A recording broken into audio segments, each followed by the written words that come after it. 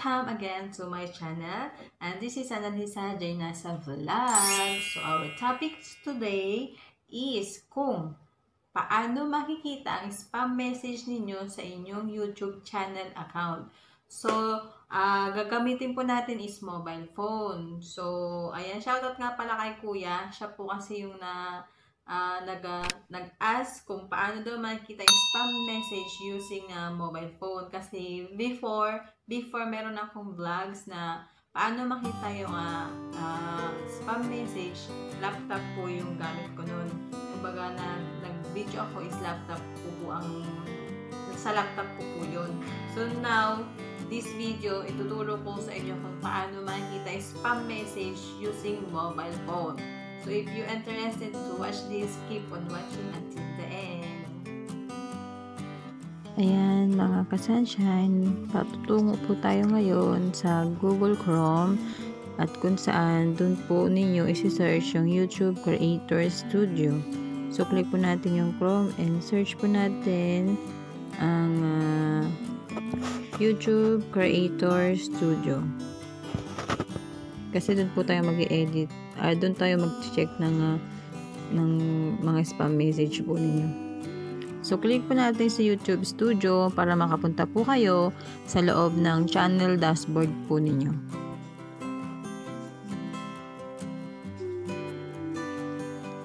So, ayan mga kasunshine, makikita mo dyan sa gilid ng Creator Studio dashboard, Video Manager, live streaming, community, channel, analytics, translation and transcription, create. So, ang pakay natin is mag-check ng spam message. Si community po ang kailangan po natin na i-click. So, i-click mo lang po si community para makapasok ka doon sa mga message na natatanggap ninyo. Mayroon po dyan na publish message, held for review, and likely spam.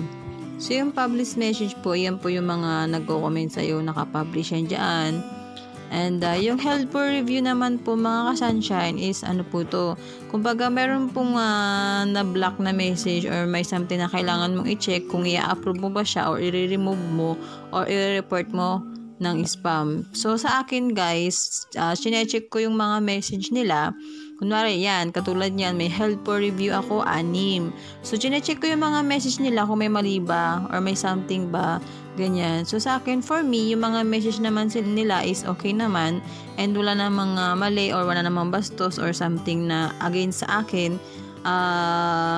Ina-approve ko na po yung mga yan. So, in-approve ko po lahat yan. Pero guys, sa akin lang yun na. So, ang desisyon yan ay nasa inyo pa din kung i-approve nyo yan or i-remove ninyo. So, desisyon nyo po yan mga kasunshine kung anong gusto ninyo gawin. So, yun sa akin, chinek ko siya and na-check ko naman na wala namang problema. So, in-approve ko na siya. So, ayan. Wala na po akong help for review kasi na in-approve ko na po siya. Ibig sabihin sa akin, okay yung mga message nila. So, tutungo naman tayo sa pinaka-importante natin pakay, ang likely spam. Ito yung mga spam message na karamihan ng mga bawal na words. Kunwari yung mga ayaw mo na words, is nandyan na talaga yan siya. Yung mga ganyan. Kung mapapansin ninyo, meron dyan yung tapik-tapik, ganyan-ganyan. Tapos yung may channel na words. So, sa akin kasi, binawal ko talaga yung channel na yan, tsaka yung tapik-tapik na yan.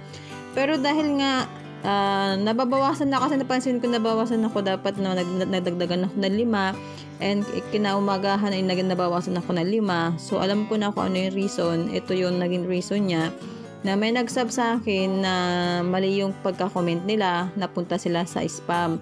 So dahil hindi ko siya na-check na mabuti at nabawasan na rin naman ako total is i-approve ko na po sila. So guys, remind ko lang po ulit, nasa inyo po yung decision yan kung i-approve nyo sila, i-remove nyo sila, or i-report spam nyo po. So, yung decision na yan po, kayo po ang magde-decide yan. So, itong video na to papakita ko lang po kung saan makikita yung mga spam message ng iyong YouTube channel account. So, ito nandyan siya, si likely spam.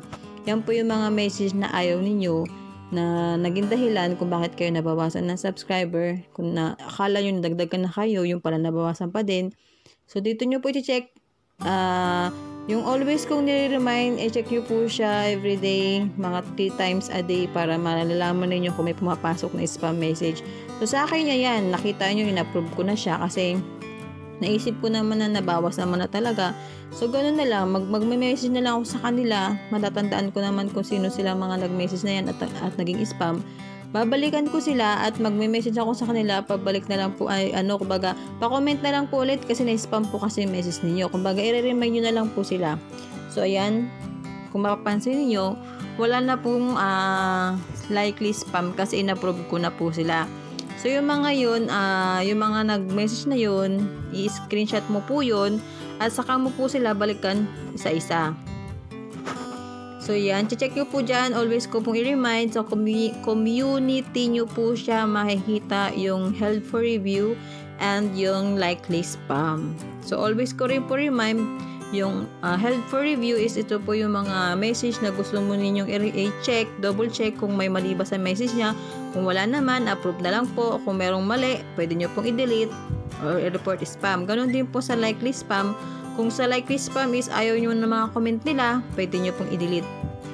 At pwede nyo pong i-report spam. So, sa akin, ang ginawa ko lang kasi is, in-approve ko na po kasi wala naman pong mali. Kumbaga, sabihin natin may mali, kaya lang, nandun na, nabawas na. So, sana po itong video na to nakatulong po sa inyo, mga kapatid.